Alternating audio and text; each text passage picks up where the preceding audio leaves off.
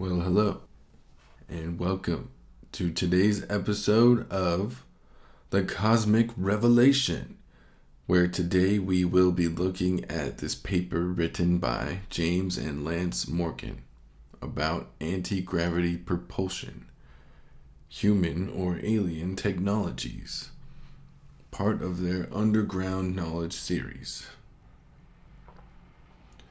And if you would like to hear more about disclosure, declassified CIA documents, then make sure to like, share, and subscribe, because I will be bringing forward as much information as I can to try to paint a better picture of our place in the cosmos. Okay, and then we're just going to dive right in, and it starts with Chapter 1. A covert civilization. There exists a shadowy government with its own air force, its own navy, its own fundraising mechanism, and the ability to pursue its own ideas of national interest, free from all checks and balances, and free from the law itself. Daniel K. Inouye, U.S. Senator from Hawaii. Assuming working anti-gravity propulsion technologies do exist, which seems to be the only logical conclusion given the enormous number of spacecraft sightings reported worldwide, that would likely confirm there is a splinter civilization that secretly and autonomously resides on our planet right now. In other words, a small, invisible, but powerful rogue alliance operating in total isolation from known society. Such a group's membership would probably be a combination of high-ranking military personnel, senior intelligence agents, as well as shadowy government figures and many of the global elite.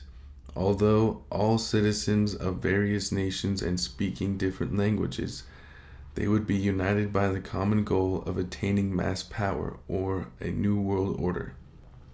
Because of its almost infinite sources of funding, mostly derived from Black Ops appropriations, this splinter civilization would have in its possession technologies that would make a layman's mind boggle. The covert civilization would be using inconceivable stealth-like weaponry to wage a quiet war on vulnerable nations.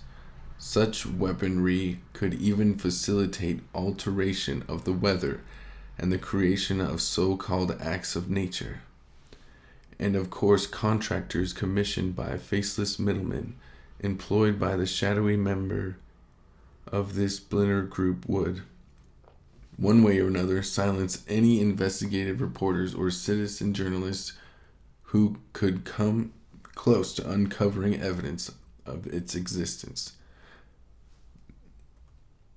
You'd be right thinking such theories should be reserved for fiction-based entertainment, except for one important point. Many of these suppressed technologies, including anti-gravity propulsion systems, have been reported by former engineers and other employees of the military-industrial complex, and the list of whistleblowers is an extensive and impressive one that dates back decades. Researching the reports of those same government insider whistleblowers, combined with the aforementioned civilian sightings of UFOs, it is possible to connect the dots and at least envisage a hazy picture of what the splinter civilization's classified aerospace technologies are. And one of the most important dots to any serious UFO investigator needs to connect other dots with is Area 51.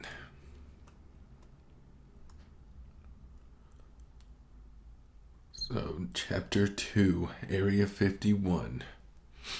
In my opinion, I think they were worried that it would panic the public, so they started telling lies about it. And then I think they had to tell another lie to cover their first lie. Now they don't know how to get out of it. Now it's going to be so embarrassing to admit that all these administrations have told so many untruths. it would be embarrassing getting out of it. There are a number of extraterrestrial vehicles out there cruising around. Gordon Cooper, former NASA astronaut, aeronautical engineer, and test pilot. One of the 7 original astronauts in Project Mercury, the first manned space program of the United States. If we are right in our assumption that there is a splinter civilization, an elite offshoot of humanity that was kept incredible secrets and hoarded advanced technologies, then Area 51 is one of the red flags signaling its existence.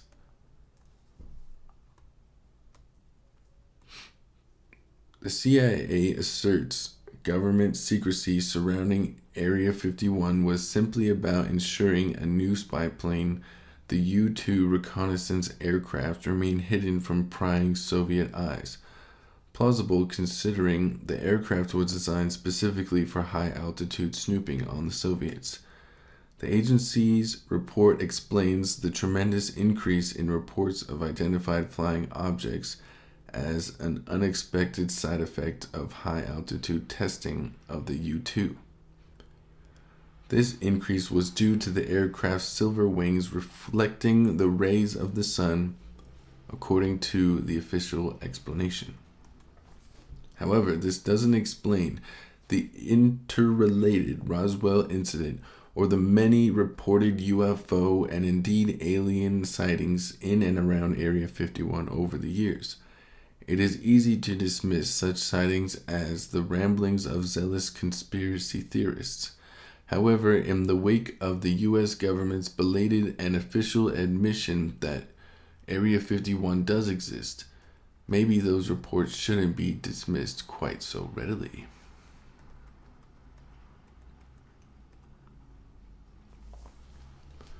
You know, there are 6 people in this room who know how truth this really is. President Ronald Reagan, conversation with Steven Spielberg at the White House on June 27th, 1982, during the presidential screening of the E.T. movie. So, we visit Area 51 and Nellis Air Force Base in our conspiracy thriller novel, The Orphan Uprising. Our research from that novel raised more questions than answers. Questions we'll probably never know the answers to. Of all the explanations those in the conspiracy community want regarding Area 51, probably the most pressing is whether the global elite are housing human or alien technologies there. If either was admitted to, that would be equally extraordinary. So, say what? Well, if the anti-gravity flying machines witnessed by so many in the area around Area 51's airspace are man-made, then that confirms the splinter civilization are almost light years ahead of known science. And they have technologies the common man would scarcely comprehend. If, on the other hand, UFOs are of alien origin, that implies that the global elite are collaborating with an ET civilization, and this may explain why. Classified technology has progressed at such a rapid rate since around the time of Roswell. There is abundant evidence that we are being contacted, that civilizations have been visiting us for a long time, that their appearances is bizarre from any type of traditional materialistic Western point of view. That these visitors use the technologies of consciousness. They use toroids and they use co-rotating magnetic disks for their propulsion systems. That seems to be a common denominator of the UFO phenomenon. Dr. Brian O'Leary, former NASA astronaut and Princeton physics professor. As mentioned, for decades, Area 51 was said to exist only in the fugitive, and skeptical minds of conspiracy theorists. Then Russian satellite photos of the facility were leaked and shared far and wide online, but still the US government continued to maintain there was no such place as Area 51 and blamed conspiracy theorists as being responsible for spreading lies. Each and every US administration maintained this position until August 16, 2013. That was a day independent UFO researchers finally felt vindicated, for on that date, the world's media reported that the CIA had officially announced the existence of Area 51. This significant acknowledgement came by the way of classified documents procured via a public records request lodged by George Washington University's National Security Archive.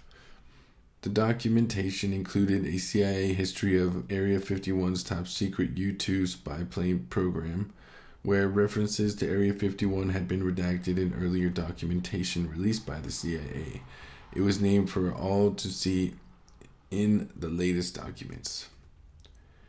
In the outpouring of media commentary that followed, a foreignpolicy.com editor piece sums up the revelations better than most, describing Area 51 as a touchstone of American cultural mythology.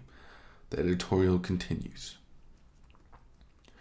Area 51 rose to notoriety in 1989 when a Las Vegas man claimed he had worked at the secret facility to discover the secrets of crashed alien hardware, spawning 2 decades of conspiracy theories and speculation about little green men. But the facility's history and the history of the strange secret craft that were developed there extends back to 1955.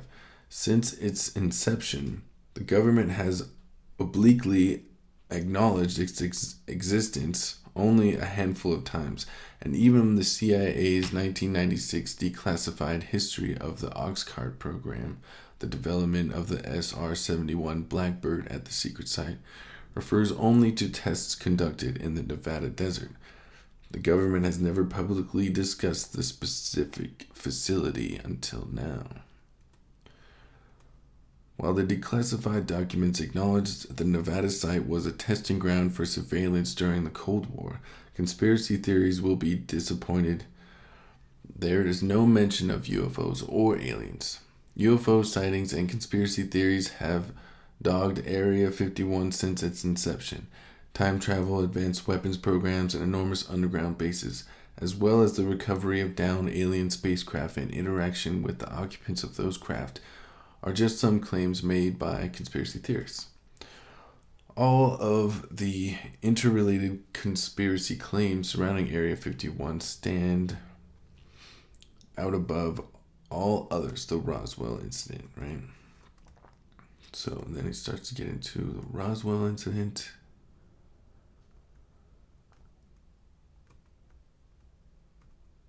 So chapter 3, Roswell. Yes, there have been crashed craft and bodies recovered. We are not alone in the universe. They have been coming here for a long time.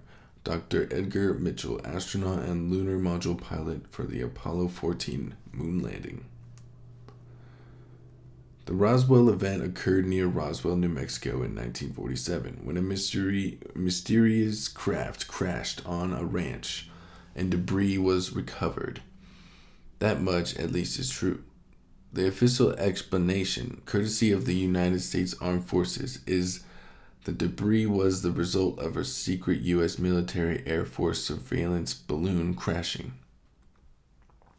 Interestingly, the very first official explanation issued by an Army spokesman was that the mystery craft was a flying disc. That was quickly corrected by the Air Force, stating that it was just a balloon. However, it's the unofficial explanations that most interest us. They obviously interest a lot of others too. The public at large has been intrigued by the enduring theories the incident has spawned.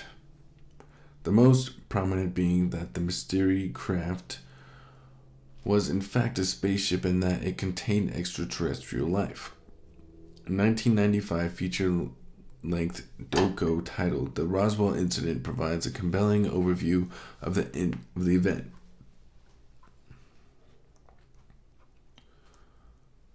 The doco reports the crash site was quickly sealed off by the military, but not before the discovery of 4 alien bodies outside of a damaged craft at a second crash site that was largely intact. Sounds far-fetched? Many think so. Even a few high-profile UFO commentators dismiss the Roswell-related alien body claims as implausible. Then again, it's one of the oldest conspiracy theories around, and it shows no sign of going away anytime soon. One reason for this could be the eyewitness who claimed to have observed the aftermath of the crash are in the main very credible and convincing. For some years I have had good reason to believe that world governments headed by the Americans not only have contact with alien races, but have reciprocal agreements with them, allowing certain species to come and go around our planet without hindrance. Tony Dodd, former British police officer.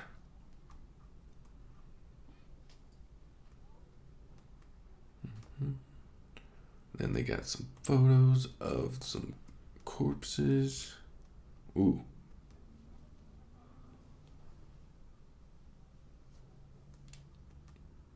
So let's see.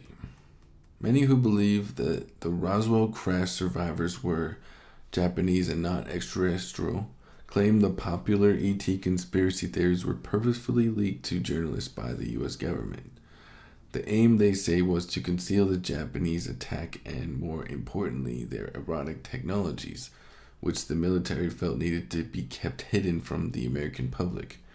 Several UFO researchers and independent Roswell investigators have written about these encounters involving Japan and believe them to be true, or at least treat them very seriously. For example, the 2005 book Body Snatchers in the Desert, The Horrible Truth at the Heart of the Roswell Story by Nick Redfern emphatically states that there were never any dead bodies. The crash site discovery of prototype military aircraft would expose a damning secret. The intriguing book's synopsis states, a highly confidential U.S. government-sanctioned program to conduct medical experiments on deformed, handicapped, disfigured, and diseased Japanese prisoners of war exploited as expendable victims by their captors. The book contains quotes from the various government insiders, including one female whistleblower known only as the Black Widow, who apparently worked at the Oak Ridge National Laboratory, a classified military facility in Tennessee, from the mid-1940s until the early 1950s. She claimed to have seen the deformed bodies of human subjects and categorically stated they were all Japanese and that none of them were alien beings. The Black Widow claims the Japanese people had been captured after some kind of crash and had been used for biological and nuclear experiments at the White Sands Missile Range in southern New Mexico. She quoted as saying, all of the bodies were oriental and around 5 feet in height. Several exhibited signs of severe physical handicaps, such as oversized heads and malformed faces and hands, while others had slightly larger and protruding eyes. Author Nick Redfern also writes about several other whistleblowers in his book. They include an individual named Levine, who worked for the British government's Home Office and confirmed the stories of alien bodies were totally false. Another Oak Ridge insider who claimed the recovered bodies were of Asian origins. A former DIA agent known as the Colonel, who claimed to have knowledge of the experimental flying machines in New Mexico at the time, and also said that one of his jobs at the DIA was to send out false UFO stories to the Russians. to the communists and also distribute false sightings of flying saucer landings at military facilities. Stories that we had crashed UFOs and bodies of space aliens. Redford, a Brit living in Texas and a best-selling author and journalist, is probably one of the more savvy researchers to investigate the Roswell incident. Informing his hypothesis about the 1947 incident while writing Body Snatchers in the Desert, he assessed thousands of U.S. government archive documents, as well as gaining direct access to insiders in British intelligence. Therefore, his non-extraterrestrial explanation for Roswell cannot be easily dismissed. Could it really be that most UFO investigators are deceived in their notions about Roswell? Or were the alien bodies really found at the mysterious crash site, as per the more popular conspiracy theory? Almost 70 years after the incident, the public and most independent investigators generally seem to be none the wiser. One thing is for sure. No smoking gun has been found, and hard evidence to support the presence of either alien, Japanese, or human bodies is lacking. Much like the JFK assassination, there are now so many theories and counter-theories floating around about Roswell that the truth may, never be known.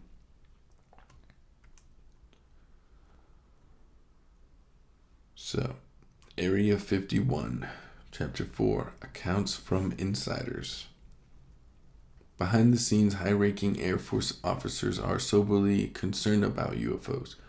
But through official secrecy and ridicule, many citizens are led to believe the unknown flying objects are nonsense. Roscoe H. Hillenkoetter, former director of CIA, 1960.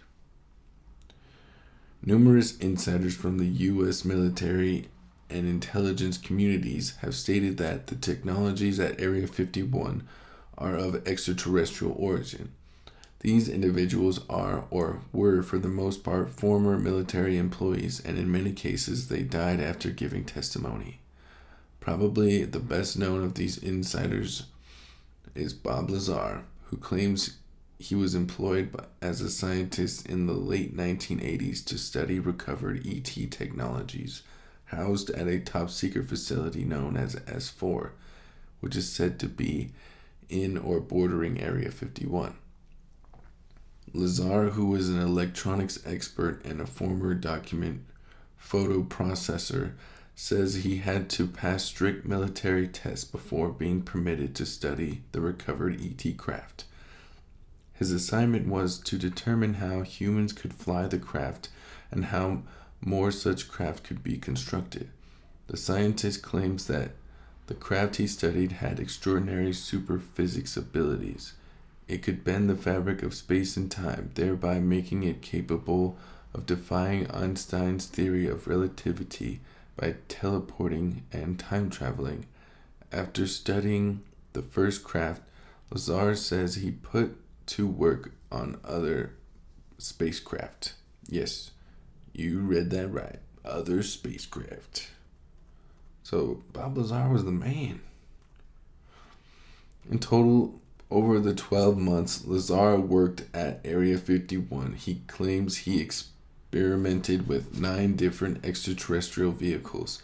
Apparently, these craft used a unique fuel, one that Lazar called Element 115, that allowed the beings who created them to travel across the universe at or somewhere near the speed of light.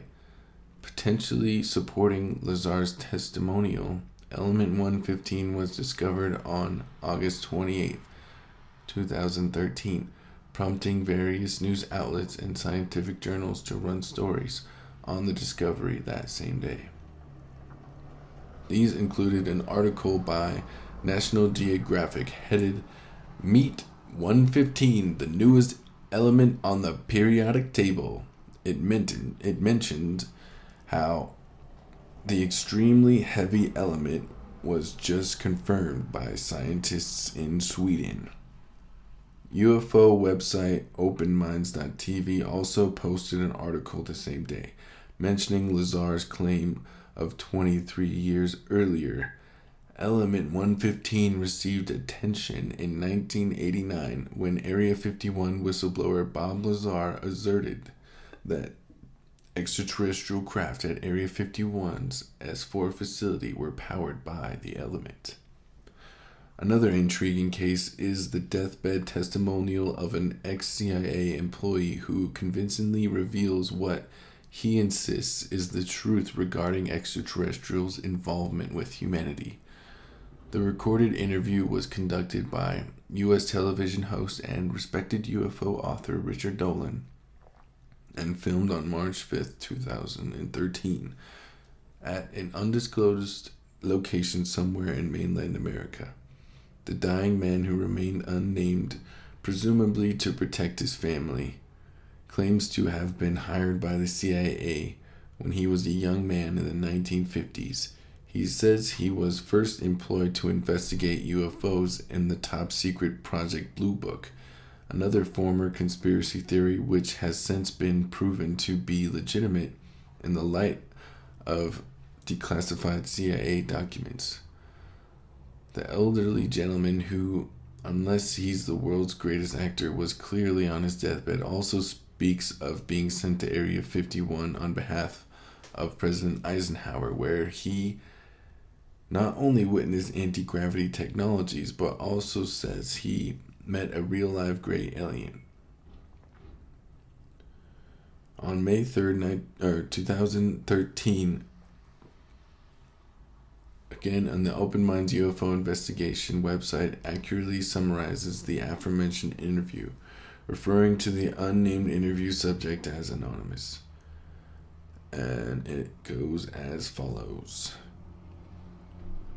Facing impending kidney failure, this individual felt compelled to disclose secret information he feels is too important to keep secret.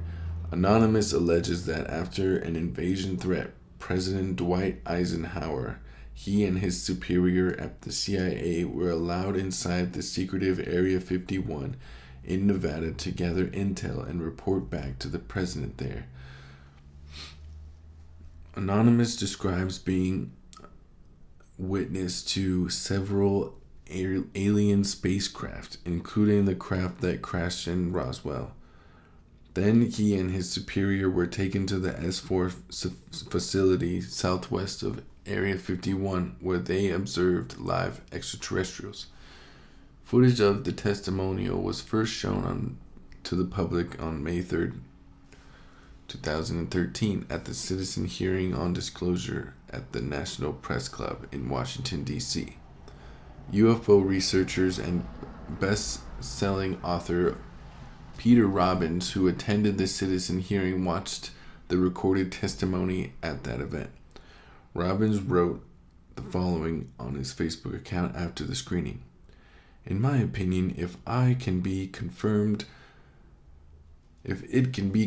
by any relevant supporting documentation, this moving and fascinating account does qualify as an authentic deathbed testimony from an individual who convincingly claims to have been a CIA officer deeply involved in the matter of crashed and or recovered craft, and at one time a liaison between the agency and the president. The film testimonial has since been uploaded by various YouTube users and has been watched by millions, prompting to many comments that their gut feeling tell them the elderly gent is telling the truth. And although that it would be very hard to fake being that sick, although some of people think it's a fabrication.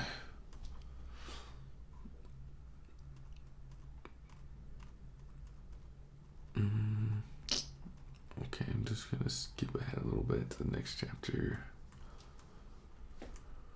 Chapter 5. Close Encounters of the Fourth Kind. In our obsession with antagonisms of the moment, we often forget how much unites us all, the members of humanity. Perhaps we need some outside universal threat to make us recognize this common bond. I occasionally think how quickly our differences worldwide would vanish if we were facing an alien threat from outside of this world. And yet I ask, is not an alien force already among us? President Ronald Reagan at the UN General Assembly, September 21st, 1987.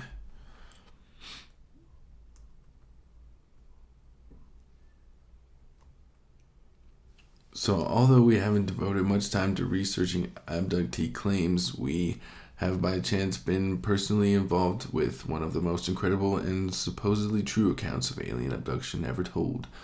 Around 2005-2006, we took out an option to film rights of the 1998 book Coevolution, the true story of a man taken for 10 days to an extraterrestrial civilization, by fellow New Zealander Alec Newald, whom we interviewed at length and subsequently wrote a treatment for a feature film screenplay adaptation of his book.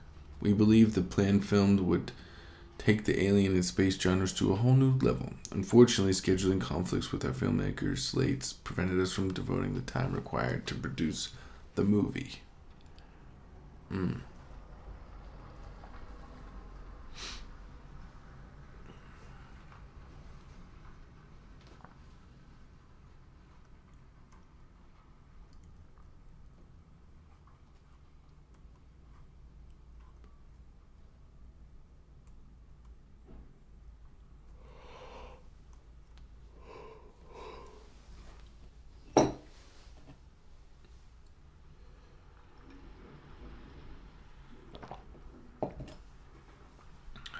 Okay.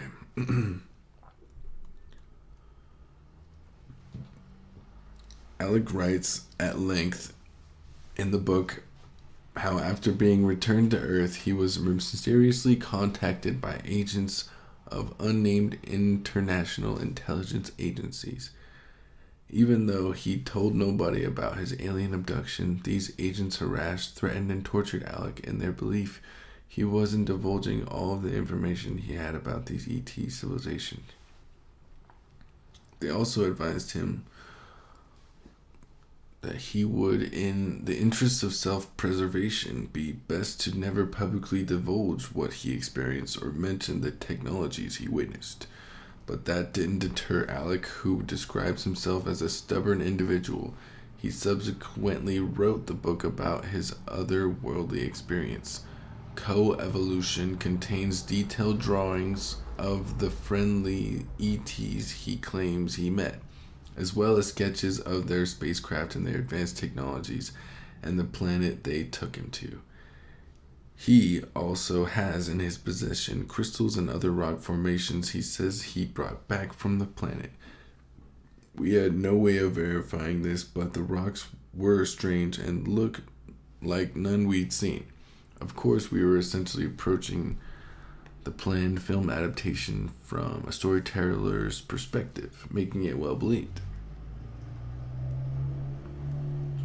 What we can say is Alec, who is a professional sailmaker by trade, believes 100% this happened to him. As an apparently sane and balanced individual, he presented a very convincing case. However, in considering such extraordinary claims, we must remember the mind is a very complex thing. Its workings can deceive even the most stable individual, especially in times of stress and other outward influences. Worth nothing, especially for sci-fi fans, is Alec's claim that we humans are the ancestors of aliens, and they in turn are our descendants from the future who have mastered time travel. Apparently, the ETs Alec befriended are close to extinction as a result of decisions from their ancestors. They therefore regularly time travel back into their past to positively influence present-day humanity so they can improve their own reality. And on top of all of these complexities, Alec also recounts in his book a love affair with one of the female aliens whom he described as having out of this world beauty, figuratively and literally. Let's see. There is a serious possibility that we are being visited and have been visited for many years by people from outer space, by other civilizations. Who they are, where they are from, and what they want should be the subject of rigorous scientific investigation and not be the subject of rubbishing by tabloid newspapers. Lord Admiral Hill Norton, former head of the British Military of Defense and chairman of the NATO Military Committee.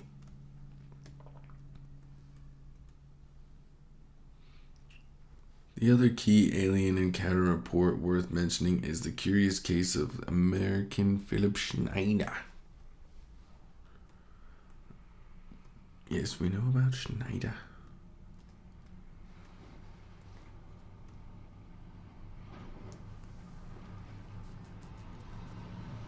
It followed us during half of our orbit. We observed it on the light side, and when we entered the shadow side, it disappeared completely.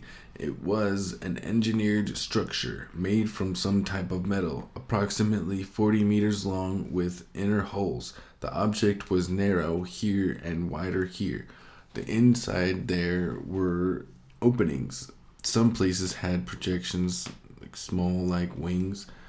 The object stayed very close to us. We photographed it, and our photos showed it to be 20 to 28 meters away. Cosmonaut Viktor Afanasyev, commenting on a UFO sighting that occurred while en route to the Salyut 6 space station, 1979.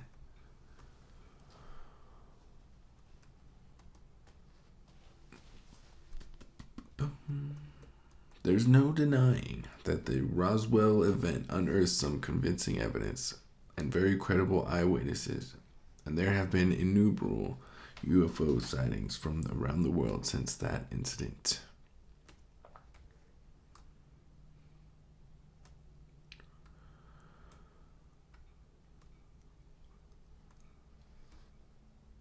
Let's see, then they start talking about Colonel Corso.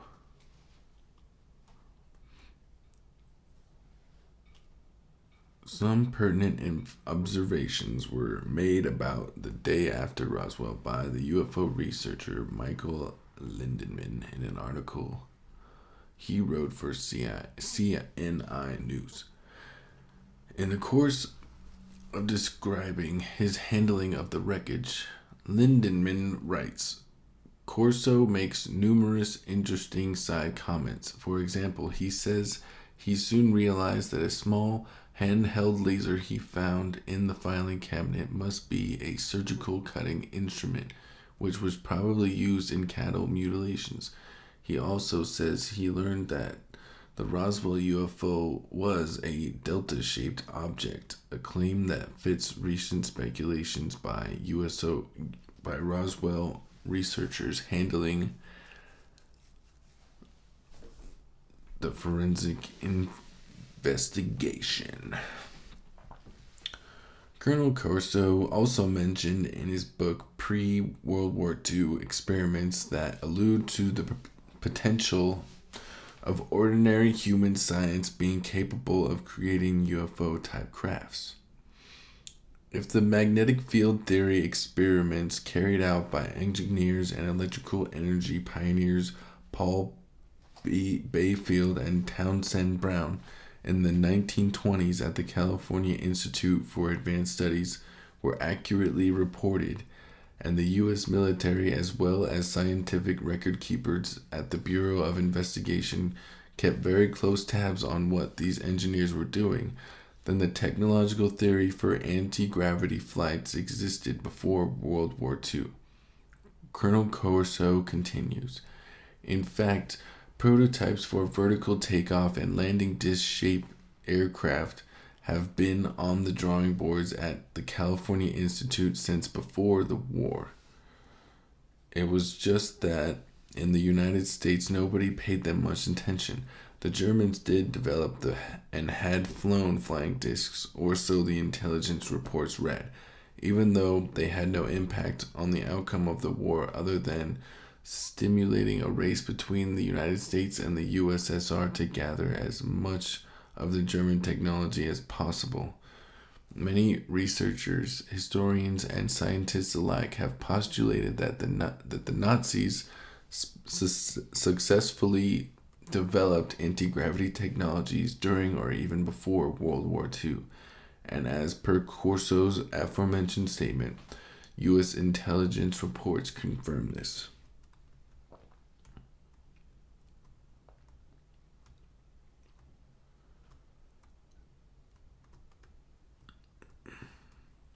We already have the means to travel among the stars, but these technologies are locked up in black projects, and it would take an act of God to ever get them out to benefit humanity. Anything you can imagine, we already know how to do.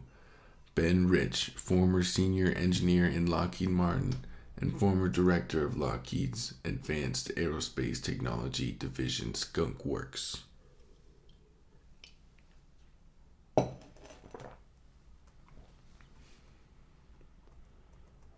Okay, and then we're going to jump down a little bit.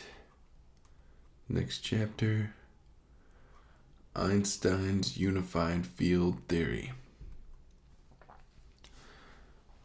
Strengthening the case for UFOs being man-made and of earthly origins is the theory of electrogravitic propulsion. It's a history that's either known, little known, rumored, or usually unknown, depending on who you talk to.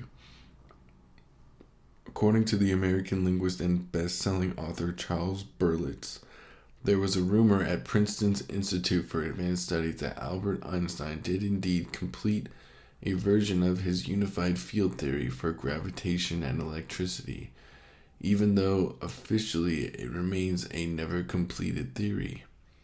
At first, this theory was published in German and appeared in a few scientific journals in his papers.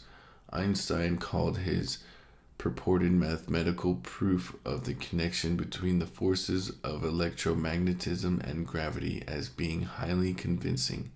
However, this work was withdrawn as incomplete, although no published reason is given, save that Einstein suddenly grew dissatisfied with it. British mathematician Lord Bertrand Russell considered Einstein's unified field theory complete, but felt that man is not ready for it and shan't be until after World War II.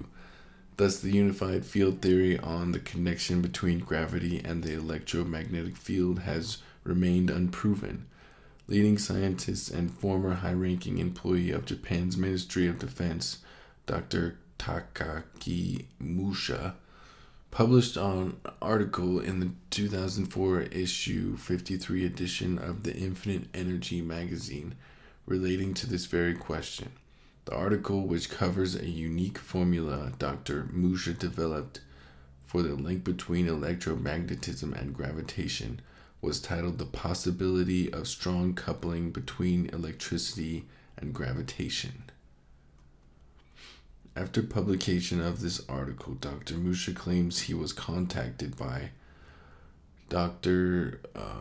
Name Redacted from the Institute for Nuclear Research and Nuclear Energy in Bulgaria.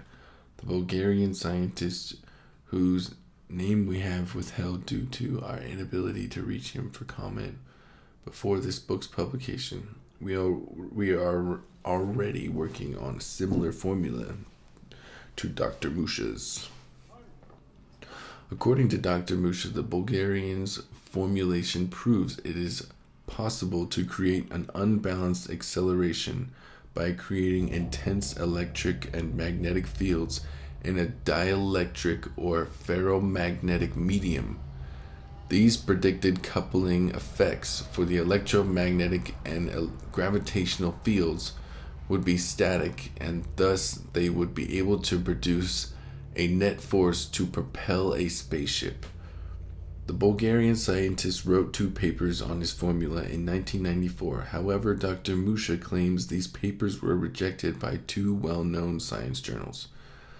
The strong implication is there was a cover-up. Either that mainstream science was just not prepared to consider such theories on anti-gravity. T.T. Brown, who discovered this electrogravitic effect first, conducted several experiments during the 1950s and succeeded to generate thrust without the reliance on a surrounding medium, such as air, by applying high voltages to materials with high dielectric constants. Around this time, U.S. aerospace companies also became involved in such research, but their results are mostly classified. In the late 1980s and the early 1990s, a rash of observer sightings of unidentified high-speed, high-flying air vehicles continued, but the U.S. government repeatedly denied it was developing any aircraft to replace the Mach 3 plus Lockheed SR-71 strategic reconnaissance platform, indicating it was content to let the public assume the sightings were of the SR-71. In the 1990s, a quest for an anti-gravity propulsion system was conducted by the U.S. Air Force Science Applications International Corporation on behalf of the U.S. Air Force's then Astronautics Laboratory at Edwards Air Force Base is a detachment of Edwards Air Force Base which is responsible for testing advanced vehicles. British multinational defense and aerospace company BAE Systems also provided internal resources for its own anti-gravity studies. However, there has been no significant progress in this area, at least not officially.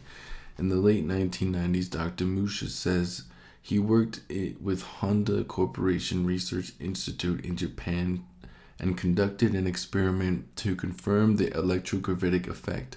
Astonishingly, Dr. Musha claims he and the Honda Corporation obtained a positive result. Dr. Musha says that in Dr. Thomas Vallone's 1993 book, Electrogravitic Systems, Reports on a New Propulsion Methodology, Dr. Paul Laviolette claims that electrogravitic technology was developed under U.S. Air Force Black Project since late 1954, and it may now have been put to practical use in the B-2 Advanced Technology bomber to provide an exotic auxiliary mode of propulsion. Dr. Musha continues, an electrogravitic drive of B-2 could allow it to fly at a sufficiently high speed at high altitude or even in space, and it could fly around the world without refueling in an anti-gravity mode. In his paper between the connection between Einstein's unified field theory and the Bayes-Brown effect, Dr. Musha mentioned a follow-up experiment to his one with the Honda Corporation in the 1990s. It was conducted at Meisei University in Tokyo in 2003. According to Dr. Musha, the experiment involved manufacturing a giant lifter. The scientists at the university succeeded in raising the lifter into the air, where it hovered with complete stability at 15 meters above the ground inside the university's gymnasium. Experiments involving lifters can produce thrust in the air without any moving parts or combustion are quite controversial in academic circles. Some scientists believe these craft are propelled solely by ion winds, while others say they involve at least some gravitational forces. Chapter 9. Reverse Engineering. There is a third scenario in the human versus alien debate regarding anti-gravity technologies. This scenario would see a combination of the two extremes, meaning it isn't fully human technology and it isn't fully alien, but a hybrid fusion of the two. The theory suggests alien technology somehow arrived on Earth in the mid-20th century in an event like the 1947 Roswell crash. A flying saucer was found and then reverse engineered by reproducing the alien inventor's product after careful study. The aforementioned claims of Area 51 employee Bob Lazar would fit into this category. Besides Lazar, many other ex-military personnel have claimed the UFOs and the U.S. did indeed successfully reverse engineer recovered ET craft and eventually learn how to manufacture such anti-gravity en masse. Many of the engineers I interviewed work on reverse engineered technology. It's a hallmark of Area 51. Reverse engineering, incidentally, is the reproduction of another manufacturer's product, allowing detailed examination of its construction or composition. After the Roswell crash, there were reports in the following months and years of successive UFO crashes in America, which raises the question: were technologies gained by the U.S. via reverse engineering recovered craft from these crash sites? According to Colonel Philip Corso's writing in the aforementioned book, The Day After Roswell, the UFO craft recovered at Roswell seemed to have the ability to store as well as conduct a vast amount of electric current. He suspected the craft was simply a capacitor that stored current controlled or vectored by the pilot and able to recharge itself with some of built-in generator. But just like a very advanced flying battery, Corso believed if this craft was propelled by electromagnetic anti-gravity propulsion, its flight might be gratefully influenced by outer electromagnetic fields. Hence, its flight could be disturbed by a thunderstorm or radiation of strong electromagnetic fields such as radar systems. From the debris of crashed UFOs, so Corso claims, U.S. scientists invented integrated circuit chips, fiber optics, lasers, and super tenacity fibers by using the reverse engineered technologies. If these theories are true, then besides classified exotic inventions like flying saucers, most modern technologies available to the public, such as computers and smartphones, may in fact be extraterrestrial in origin. I have contact with certain diplomats who not only confirm meetings with have been taking place between some government officials and an alien race, but have been receiving assistance from this race to advance technology to enable us to meet hostile aliens on a level playing field. My contacts have been presented at this time with meetings and have met these aliens who are benevolent towards us but will not act with aggression towards any life form unless in self-defense, but they are prepared to help us advance our technologies. Tony Dodd, former British police officer.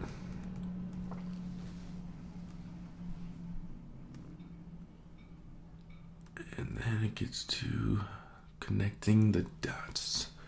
The reality is that the aliens, have been visiting Earth for decades and probably millennia and have contributed considerably to our knowledge.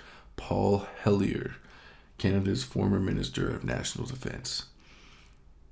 So what is the truth regarding the anti-gravity spacecraft that Area 51 appears to be concealing?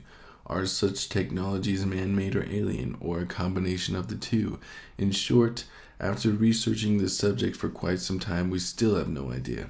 However, if you really want our guess, and it most certainly would be a guess, we think we are enough eyewitness accounts and testimonials from other military and intelligence personnel to suggest aliens not only exist, but have already visited Earth. And it's our guess that the high levels of the world government are aware of this. Therefore, we believe that anti-gravity propulsion systems seen by UFO witnesses are most likely human/alien hybrid technologies that have been reverse engineered after alien craft were recovered at crash sites. Perhaps it would be wise to defer to the former Canadian Defense Minister Paul Hellyer, the man nicknamed the highest ranked alien believer on Earth. who has said on record that extraterrestrials are living among us, but refuse to share their most advanced technologies because of humanity's refusal to stop wars. The now retired politician and engineer claims to have directly witnessed UFO technology and claim to confirm the existence of alien beings on Earth through his high-level political and military contacts in Canada and the United States. On January 1st, 2014, Hellier told news outlet Russia Today he believes there are about 80 different species of ET, some of whom look just like us, and they could walk down the street and you wouldn't know if you walked past one. I would say that nearly all are benign and benevolent, and they do want to help us. They may be one or two species which do not. Hellier also told Russia Today that aliens are not that impressed by humans. They don't think we are good stewards of our planet. We are clear-cutting our forests, we're polluting our rivers, our lakes, and we're dumping sewage in the ocean, and we're doing all sorts of things which are not what good stewards of their home should be doing. Canada's former defense minister was repeatedly begged governments around the world to disclose ET technology for the benefit of mankind, in particular technologies that could resolve the problem of climate change. For example, on February 28, 2007, he told the Ottawa Citizen, "I would like to see what alien technology there might be that could eliminate the burning of fossil fuels within a generation. That could be a way to save our planet. We need to persuade governments to come clean on what they know. Some of us suspect they know quite a lot, and it might be enough to save our planet if quickly applied. If Hellier is correct in what he says, this further confirms the existence of the splinter civilization we have theorized and speculated about throughout this book." His comments also support our contention that nothing's more important for the planet right now than releasing all the scientific breakthroughs and technologies that are currently suppressed or otherwise classified by this splitter civilization. Whether these technologies are of alien origin or of the human variety, we firmly believe they cannot only solve climate change, but also solve an infinite number of other critical problems that currently plague the planet. The danger is if the collective thinking of the public at large remains closed to the possibility of such technologies existing. The likelihood of these problems being solved anytime soon looks remote. A major mind shift is required, but that doesn't mean buying into every conspiracy theory out there. But it does mean keeping or adopting, whichever the case, an open mind so that all possibilities can be considered. Perhaps that mind shift may be similar to what U.S. astronomer Carl Sagan was referring to when he said in a speech he gave in Seattle, "The truth may be puzzling. It may take some work to grapple with. It may be counterintuitive. It may contradict deeply held prejudices. It may not be consonant with what we desperately want to be true, but our preferences do not determine what's true." Yeah, that's really good. Well, I think I'm going to end with that, and this, I can leave the description of the article below if you'd like. And thank you so much for listening, and this is really deep. So thank you so much. Again, make sure to like, share, and subscribe. And I will be trying to upload more videos so that we can understand our place in the universe, in the cosmic revelation.